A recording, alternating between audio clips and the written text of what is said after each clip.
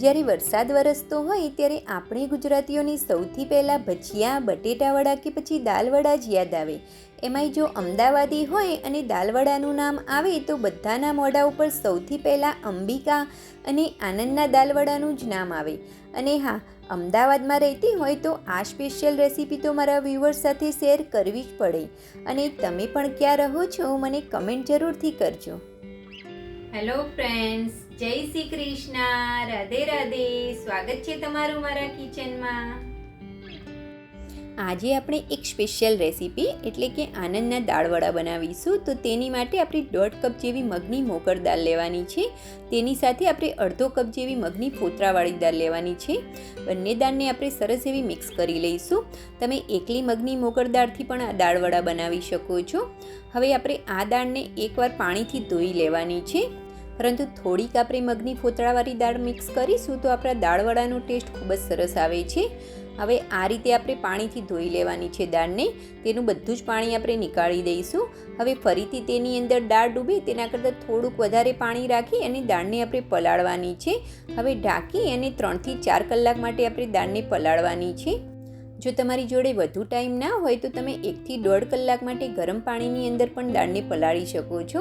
તો 3 કલાકની અંદર આપણી દાળ સરસ એવી પલળી ગઈ છે. તો હવે આ દાળને આપણે 2 થી 3 પાણીથી સરસ એવી ઘસી અને ધોઈ લેવાની છે.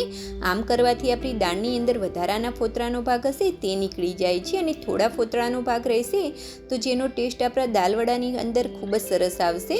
હવે આ દાળને પીસવા આપણે તેને મિક્સર જારની અંદર લેવાની છે. દાળને આપણે હાફ કરીને પીસવાની છે, એકી સાથે બિલકુલ પણ નથી પીસવાની. હવે તેની અંદર આપણે 10 કળી લસણ અને 5 થી 6 તીખા લીલા મરચાં એડ કરવાના છે. પાણી તો બિલકુલ જ નથી એડ કરવાનું. પાણી એડ કર્યા વગર દાળને આપણે આ રીતે દરદરી પીસી અને તૈયાર કરવાની છે. હવે આ બેટરને આપણે એક મોટા બાઉલની અંદર નીકાળી લઈશું. અત્યારે આપણે બિલકુલ પણ પાણીનો ઉપયોગ નથી કરવાનો. અને જ્યારે આપણે દાળને ધોઈને તૈયાર કરીએ ત્યારે પણ તેની અંદર બિલકુલ પણ પાણીનો ભાગ ના રહેવો જોઈએ. અને આ બેટરને આપણે ખાસું એવું દરદરું રાખવાનું છે જેથી આપણા દાળવડા ઉપરથી સરસ એવા ક્રિસ્પી બનીને તૈયાર થશે. હવે સેમ એ જ રીતે મેં 3 વાર મિક્સર જારની અંદર બેટરને હાફ કરી અને 3 વાર થોડું કરીને પીસી લીધું છે. એકી સાથે આપણે બેટરને બિલકુલ પણ નથી પીસવાનું, હાફ કરીને જ પીસવાનું છે.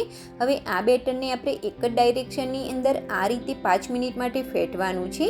આમ તો અંબિકા અને આનંદના દાળવડાવાળા જે સેન્ટર હોય છે તેની અંદર આ રીતે બેટરને ફેટવા માટે મશીન હોય છે, પરંતુ આપણે હાથેથી પણ આ રીતે ફેટીને તૈયાર કરી શકીએ છીએ. હવે આપણે બેટરને ફેટા 3 થી 4 મિનિટ જેવું થઈ ગયું છે. બાકીનું આપણે 1 થી 2 મિનિટનું બેટર પાછળથી ફેટવાનું છે. તો હવે તેની અંદર આપણે બાકીના મસાલા કરી દઈશું. તો તેની અંદર 1 થી 1.5 ચમચી જેવું મીઠું અથવા તો ટેસ્ટ મુજબ આપણે મીઠું એડ કરવાનું છે. તેની સાથે આપણે 1 ચમચી મરી પાવડર, ચપટી હિંગ અને થોડાક લીલા ધાણા એડ કરી અને ફરીથી આપણે બધી જ વસ્તુને સરસ એવી મિક્સ કરી લેવાની છે.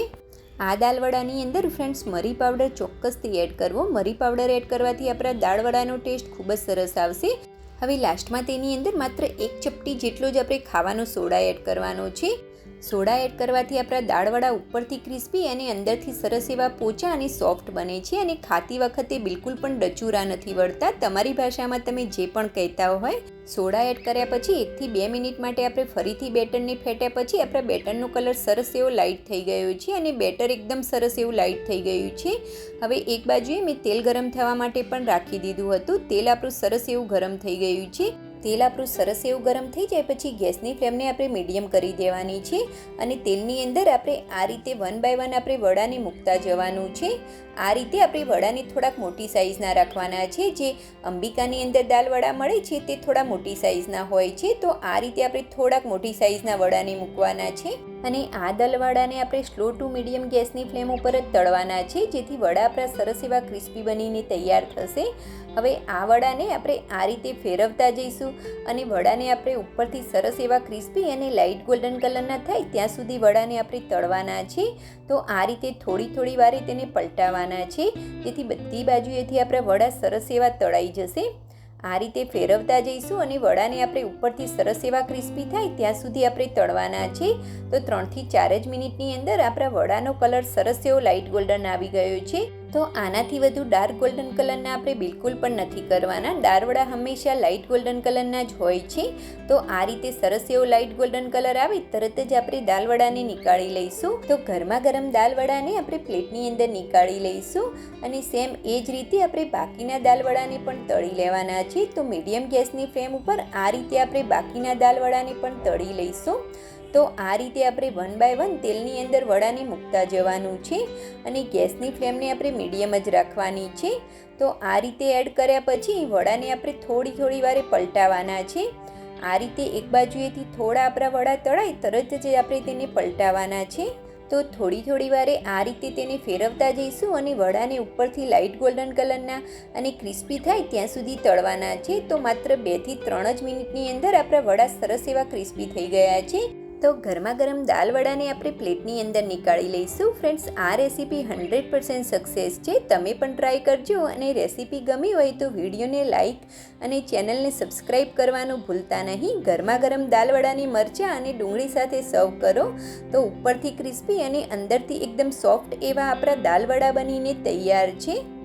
Thanks for watching. જય શ્રી કૃષ્ણ.